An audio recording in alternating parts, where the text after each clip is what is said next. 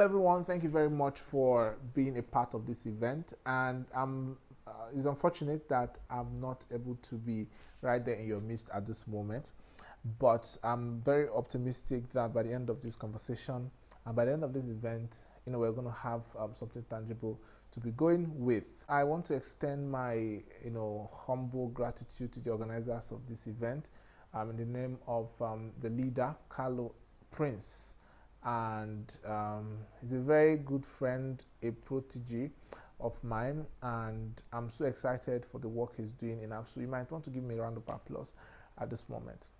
So going forward, I also want to extend my humble gratitude and recognition to the rest of the speakers that have spoken. However, whenever this message is coming to you, I might be the first or the last, but I want to say that I've seen your beautiful works, starting from the man Maxwell and my Oga Jubilee Eze and Mr. Godson, and thank God. He has been an amazing friend back in days when we were students, and it's amazing to be in your screen once more. And the beautiful thing about this event is that it's going to bring the creative in Absu together. It's the best of its kind, the first and the best of its kind, as a matter of fact. And I wish every single human being that is sitting here, every one of you, is going to see beyond the event, is going to see beyond the glitz and the glams, how things is turning out already, to see the effort, the hard work that it took the organizers to put this together, which is more important than the entire scenery you are having right now. So I want each and every one of us, be you a graphic designer, photographer, content writer, content creator, whatever sphere you've been able to see or locate yourself in, this is an opportunity for us to shake the ground, do something big in Absu before most of us graduate, because obviously I'm not going to be there forever, but we'll have something that people that are coming after you will be happy to have. Thank you very much, Mr. Prince, for conceiving this vision and for also implementing it, because that is where the issue lies majorly. And today I'm going to be speaking to you about managing your time as a student and also as a creative. Managing your time as a student as well as a creative. So I'm going to be expanding on a lot of things, and I'm very sure by the end of this conversation you have your questions answered on how you should be able to manage your time and a whole lot of that. First of all, I'll say that being a student is a process. You become, by the end of the day, what you planned to begin or become even before you enter that 4 walls. So what it means is that 4 years before you came here, or 2 years before you came here, or a year before you came here, you didn't know what you now know. So it's a process. So by the end of it, you want to be a doctor, but you were not a doctor before you came. But after these processes, after being stretched in your full capacity, after the series of assignments, series of conversations, series of lectures, you are beginning to understand that area you want to begin. And I will say at this juncture that we are all students of life, and once you understand that, you're actually going to see every other thing as the same process you are passing through today, because this is exactly what it is. It doesn't get simpler than this. Even if you get you get done with school and want to go into NYC, you become a copper after a particular process of orientation. You become a copper, you serve for about 1 year, and we now see you like you have a level of experience to play in a particular space, based on what you studied. And something that inspired me a whole lot long before now, when I was in school, I studied here. Most of you know. I might share a few stories about my experience and how I was able to get through Abia State University, both as a creative and as a student. So what you need to also learn, another thing that inspired me a whole lot when I was a student, was having to understand that I'm actually in school to study. All right, and when I'm done studying, I'm studying to understand how to read and how to write. So basically, after studying, I practically should know how to read and write. So the real reading and writing is actually when I'm done studying after school. All right, and I'll tell you that I've read more and I've written more things more than when I was a student, things that pertain to my department or my area of field, and things that I don't even know how it all concerns me. But that is where it has to come with you playing at a level or at a stage globally, being relevant in one field or a multiple of them. And that is where you want to be. Now, don't allow anyone deceive you, like I earlier said. There are some levels, there are some places you can't get to, there are some conversations you are not even allowed to have. I said, earlier, someone was employed in our office. He was about to be employed, he wasn't employed yet. But the issue here is that he was not educated. Now, what was the criteria for him being educated? He didn't have a school certificate. He didn't have an academic certificate from university as somebody that is qualified to be in the skill or be in that position. He was skilled, he knew his onions, he knew what he was doing, but he lacked the necessary requirements to be in that particular position. One of the best designers we have in town. It was unfortunate, that this happened to him, creative in Nigeria. So you don't have to drop out, no matter how sweet your passion is getting. Everything definitely is in stages. So being an Absu student, I had church to deal with, I had school to deal with, very tasking academy. I did a professional course, and a whole couple of people that also performed or did professional courses like me, were also in that situation where they had to juggle school, juggle their personal life, and also juggle the fact that they're also creatives. They have things they want to achieve. They have what they want to be or who they want to be. And that makes it really, really interesting because you have all these things to juggle. Now, which being in this event, being here at this moment, is part of the idea of trying to help you put all those together. Being in an event, where this was thought, where I actually have to learn to understand how to perform at my peak. All right, because everyone has skill. You have more people that can do what you can do. You have a lot of them that can do what you can do. But now you're a student, you have even more to do, but you need to perform at your peak at every level. You need to perform at your peak as a student, perform at your peak at as even a fellowship president of if you're the church type, and you have all this to juggle. Peak performance is something you don't have to joke with. You even we apply peak performance even more for athletes. It's a situation, it's a place where you have to go beyond your skill.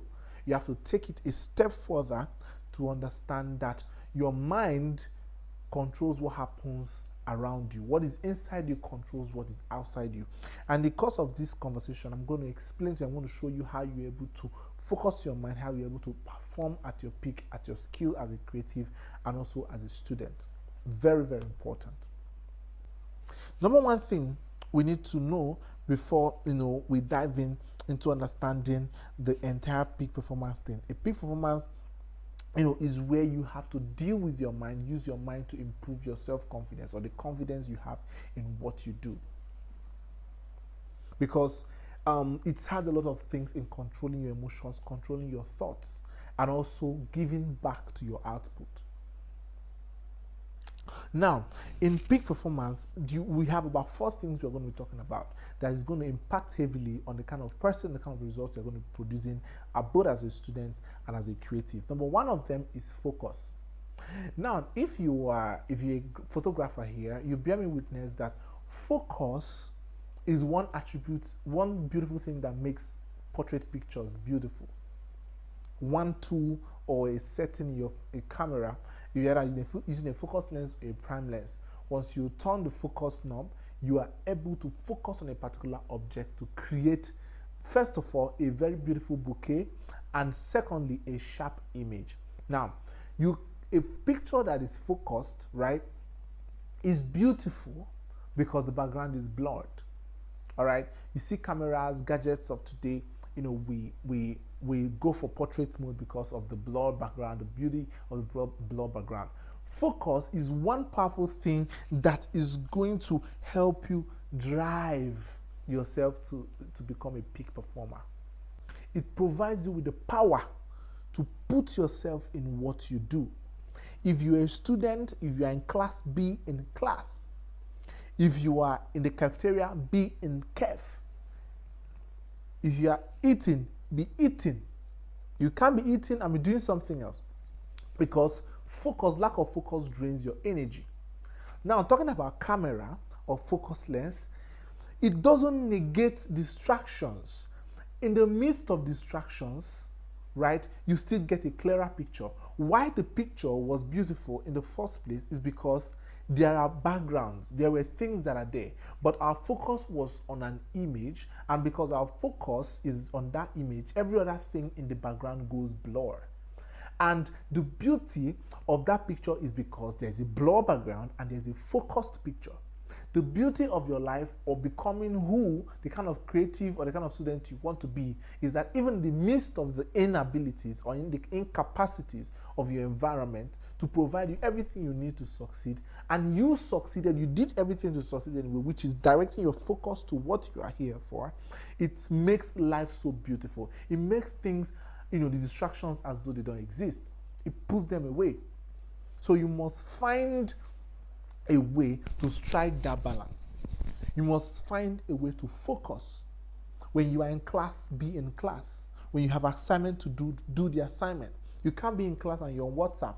You can't be in class and you're on Instagram or in Telegram or Twitter. You can't be in class and you're in, you are distracted by all these things. Does Twitter exist? Yes. Does Instagram exist? Yes. Will you miss news? No. The news will always come up. Will you miss Instagram Nigeria? No. They will always come up somehow. But be in where you are at the moment. Understand the moment. Be in the moment. Understand there are other forms of distractions that has to do with your family. A lot of us are not so, our parents are not ballers like some other parents, right? And that is more reason you have to invest, you have to be more focused in what you're doing. Some distractions can come from friends, the kind of people you keep as friends. All right. They might not value their time as much as you do. I had roommates, I had classmates then that, they have other things they do with their time, but I know that my time is so valuable to me because I have church to deal with and I have school to deal with. So each time I have means more to me than it means to them.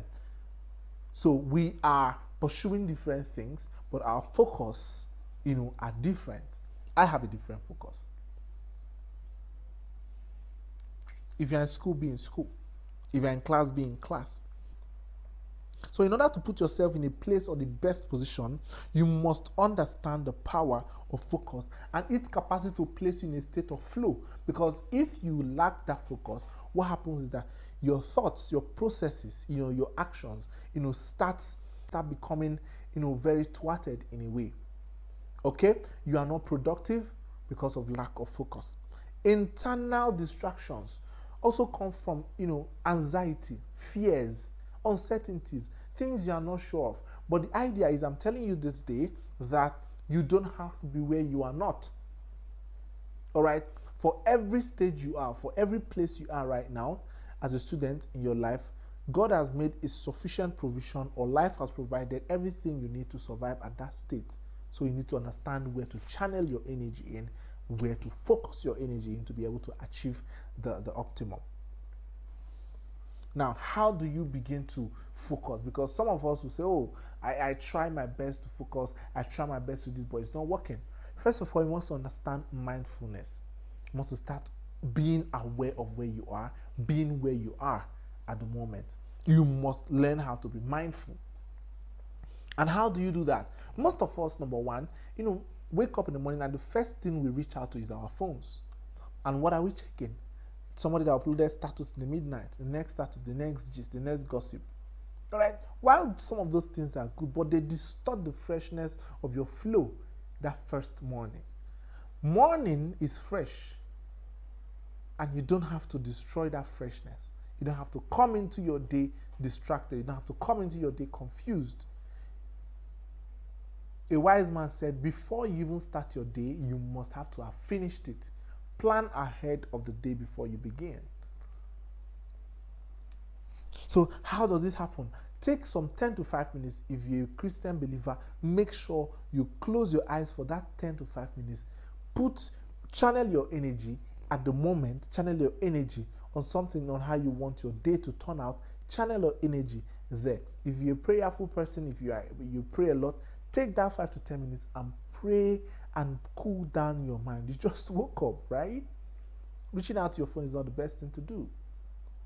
First, position yourself in a quiet place and choose the best position that is comfortable for you for that period. You must learn how to do this every single day. You must learn how to control, your breath and your emotions within that point in time. You must learn how to be at peace. Bring yourself at peace to yourself and bring your mind into your own body and into your environment and master your breath. Be more self-conscious, and like that you build focus first. You build focus. And after a while, you start noticing that your mind is always in what you are doing at a time. All right? So you know distractions when you see it 15 kilometers away. The next thing you must do is to be self-aware. Number 2. One is focus. Number 2 is self-aware. Self-awareness. So now, this is a situation where you must have to start looking inwards. Start looking into your capabilities, your abilities. And trust me, understand this. You must have to learn how to write some of these things down. You must write it down. First thing you do to be self-aware is to first of all determine what changes your mood. Determine the things that excite you and write it down. So whenever I see people marching in their groups, I feel so excited. I want to join them. Whenever I see people going to CAF, I feel so excited. I want to join them. Whenever I see people going to class, I feel so excited. I want to join them. Determine things that alter your mood. Whenever I see this, all right, I start feeling a type of way. I start getting angry. Determine those things that alter your mood and write them down. Keep journals. Write them down. Pen them down. Put them down. How else should I put it? And then start determining habits, new things you must have to do or start doing to be able to get those things that trigger you. Most times it's not the anger that is the problem, it's what triggers the anger you need to deal with. Triggers. Determine those things that make you spend a lot of money or spend more money. You deal with them, you quench them. If it is Jumia always sending you things, push notifications, find a way to quench the notifications. You have to put yourself, you have to master yourself, because you really cannot do or you cannot perform at your peak if you don't put your mind in control. So you must now determine your strength.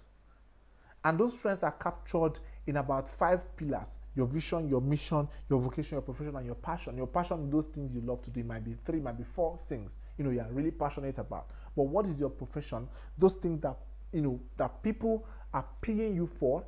Perhaps you are passionate about it. Perhaps, right? You're passionate about it. What people pay you for, but this might be as well your passion. Like I said, sometimes it might not be your passion, but these are what you are doing for people, but rendering value, but they are paying you for it. Your vocation might just be looking at your passion from a point of business. So this is your passion, but people also pay you for it. Your mission is that selfless purpose in which you exist on the planet Earth. I will not have time to go into all that detail, but you can check it up later. I'm going to give you a concept. You check it up later and learn more about it to plan yourself in better. I discovered this, I think, in 2016. Right, I was almost leaving school when I found out, about the Ikigai, Ikigai. You can check it up and read it. It's a Japanese concept. You must want to read that. It's the time to start questioning yourself. Start understanding patterns. Start understanding how your day goes and how you can structure your time better. I'm not saying all of us have all the same time and all that. No, but in this situation, you must now learn how to understand yourself better. I think there was a time I was having issue with time management and all that. It was my music director in school, Pastor Henry, that taught me how to put all this together. Because right now, you are no longer an ordinary person. You're no longer an ordinary student. You have more things to do. You have your passion to work on. And you have to come out at peak. Because when you come out of school, the world is not waiting for you, right, to come and start teaching you. The world is moving. So you spend 4 years in school, and in that 4 years, people were doing something. And you want to keep up with them, you can't afford to be sleeping. You can't afford to waste your time. You can't afford to spend time, on things that don't matter.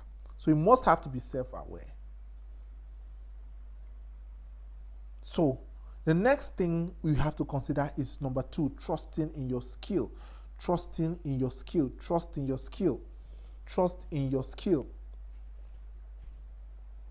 When you lack trust in your skill or in what you can do, no matter how little it is, it tightens you up. You can't be a peak performer if you still don't know that the first time you touched camera, you already started. You don't need to be a pro the first time you started. But that first time you touched that equipment, that first time you turned on your Photoshop, that first time you did that thing, you have already started. And you must trust in the capacity for you to take that skill from the basic to the pro level. You must trust in your capacity to do that. You must trust in your capacity to do that. You must. You must. You must. A lot of us are so talented, but the moment you start relaxing, the moment you start feeling that you are not good enough for this, your energy goes down. And other people, start looking at other people that are doing some stuff and say, oh, this person is doing more than me, he has already gone ahead. How am I going to get ahead? How am I going to do that? Who told you that? Who told you that?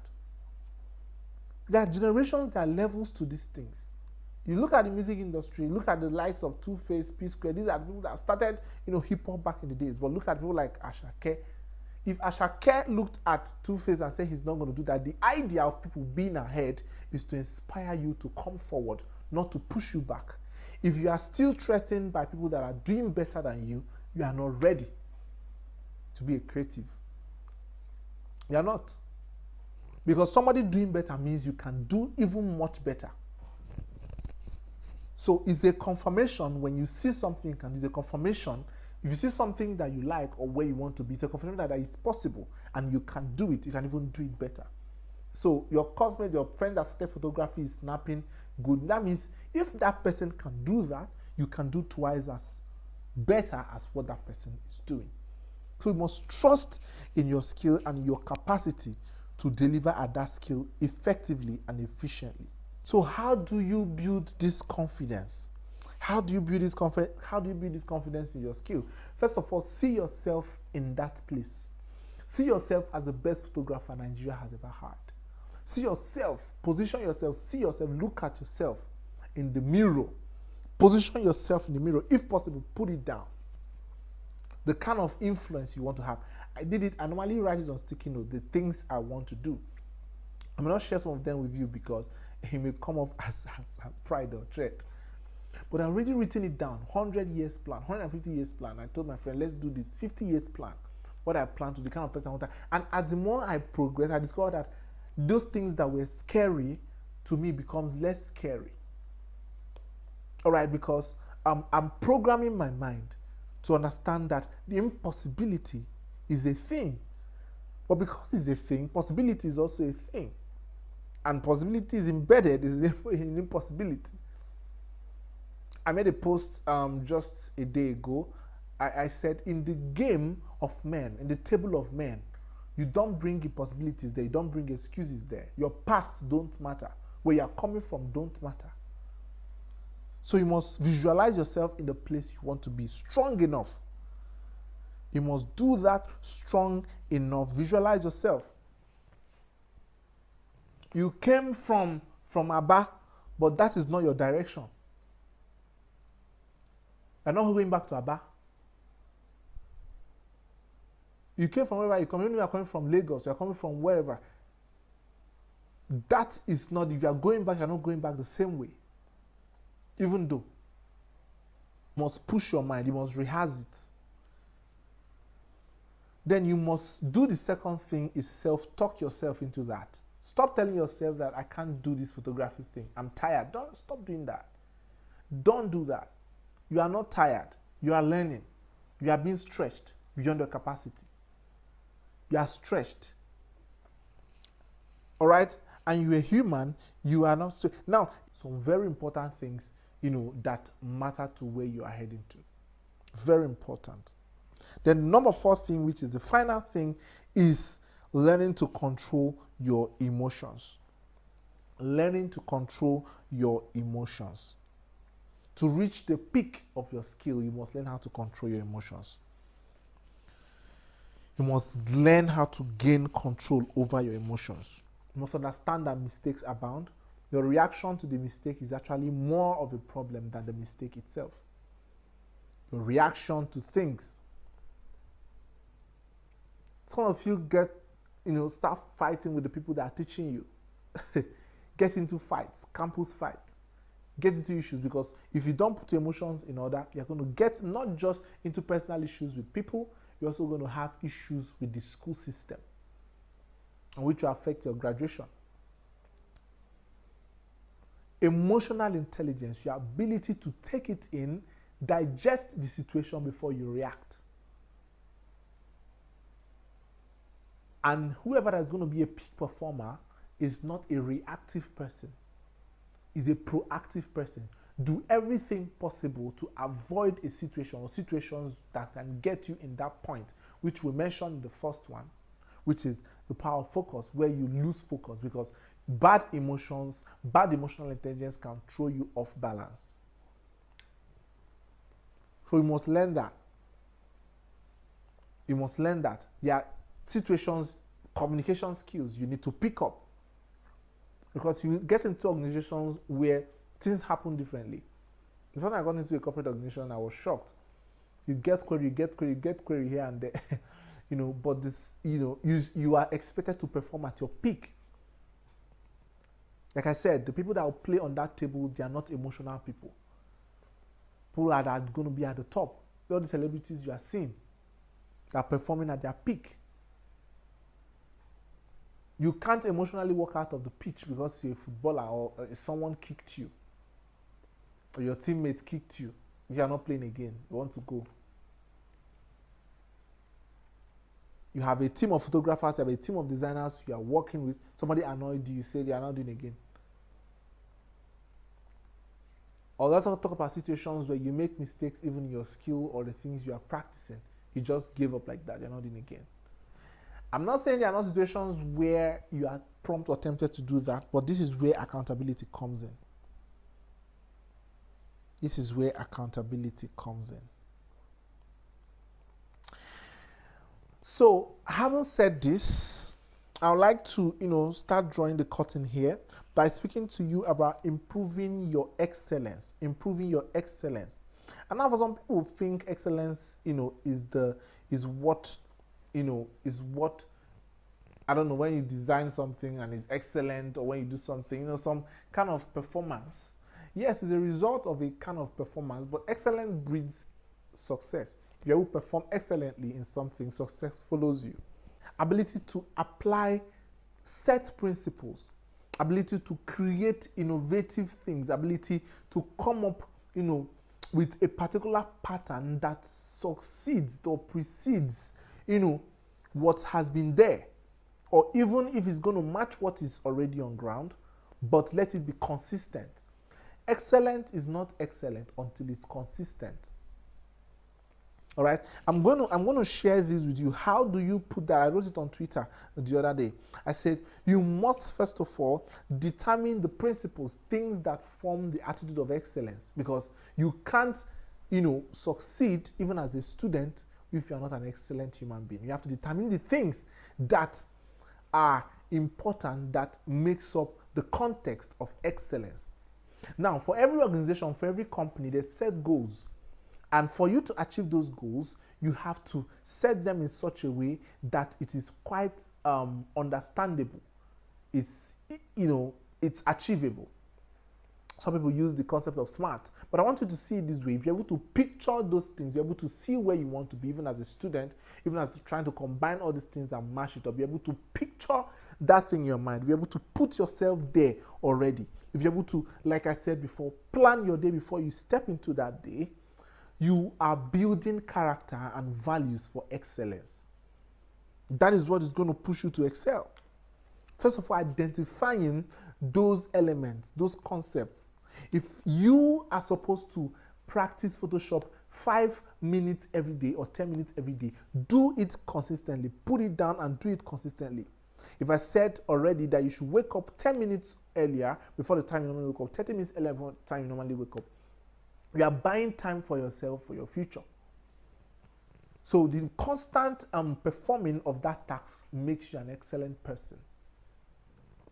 So you must be consistent.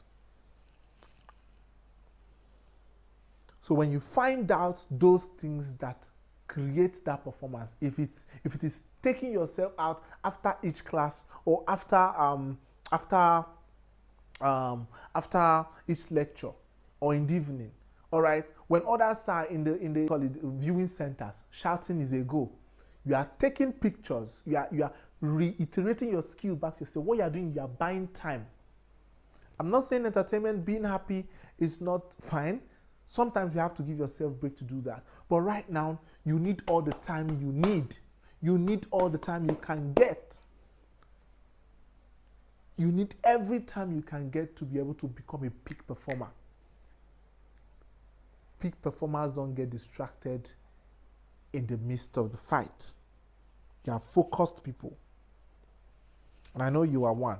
Number two, you must have to define those principles as it relates to you. So when you've cast the goal, you've seen where you want to be as a creative, you've seen the kind of designer you want to be, the kind of photographer you want to be, you bring it down to where you are and tell yourself, what are the metrics? What are the things I'm supposed to do in every single day? How many pictures am I supposed to snap? How many I want to put out on social media every single day? How do I do that? You start conditioning yourself and your time into that frame. And I tell you, you're going to be a different person within a short time. And once you do that, you start implementing them and be mindful to time.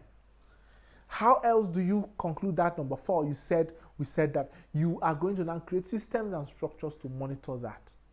Because we are human beings, there are possibilities that tomorrow you wake up and say you're not in again. So what do? You create accountability teams or partners or communities like this that checks everyone, that makes sure you are in check, you are putting your best in, you are doing what you said you are going to do. The moment you say what you are going to do and you go out to achieve it and you actually get it done, your confidence level goes up. Because you can now say more things, do more things and achieve more things. Become an excellent person. Before I wrap this up, I'm going to teach you something about time management, because that is actually one of the keys you need to succeed in this place. Time you cannot produce more time. All right, you can manage, but you can't produce more. And life on its own is, pay attention to this because I'm about to say something that will strike you. Life on its own is measured in time, both in frequency and intensity of it. So frequency counts in years. Intensity is how strong were you able to, impact the little time you have in the sand of time.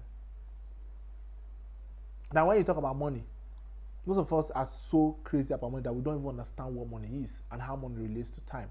Do you know that money is, can buy someone's, you can use money to purchase time, but it is someone's time. You are using the person or somebody using you basically to achieve more for his own benefit with time or with money. So people wake up and go to work every day because somebody is paying for their time. And I said that life is lived in its frequency and its intensity. So what it means that somebody is paying for someone else's time, the person is living a life. which means the supplier of that life is blood. Blood keeps people alive. The Bible said the life of a thing is in the blood, right? So if we look at it like that, people that did mathematics, you can easily equate life to time. And if life is time, time is money. So if I buy your time, I'm able to buy you as a person. I'm able to buy a particular time within this frame of maybe the 50 years you're supposed to live on earth, or sorry, the 100 years or most of you are going to live on earth. So if I wake up every morning, I brush my teeth, I go to school, I'm spending time, and that is a part of my life, and that is my blood going in to achieve that thing I came here to do.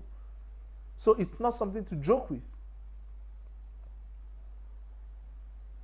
Life is counted in time, and what gave time life value is blood, and what gave money value is time. So basically, any single thing you are using money to do, you are buying someone else's time. So if you go to buy a shoe, you are buying a product that was created with someone else's time and his life. If you are paying school fees, you are paying a system that was built with people, their life and their time, and which is their blood. So you don't have that time to waste on things that don't matter. You don't have it. Quickly, how do you manage your time? Number one, step down to something easier. Don't overburden your day with a lot of things. You say, I'm going to do this, I'm going to do this, I'm going to do. Reduce it, put it in such a way that it's easy to achieve.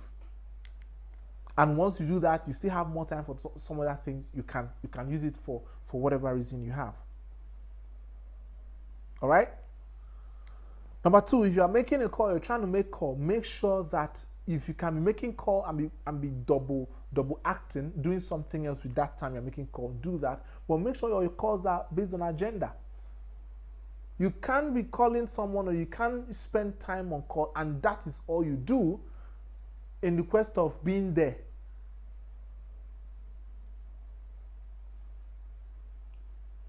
So now, don't get me wrong, there are situations where you have that spare time to spare. But if that time is not available at that moment, not when you are in class, you step out to go and make call, or you have something important to do, you step out, you have to put that call in agenda. When you have all the time to now spend, you can now do that in abundance. So make sure you make calls that have agenda. Don't mistake activity to productivity. Being busy doesn't mean that you are yielding fruit or you are doing something reasonable. You can be busy sleeping. You can be busy. Some of you say, oh, if you don't sleep in the night, you are making it in life or something like that. You might be awake in the night and you're watching Netflix. That doesn't mean that you're productive.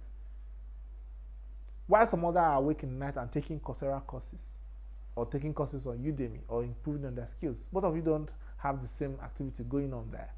One is being productive, one is just being busy.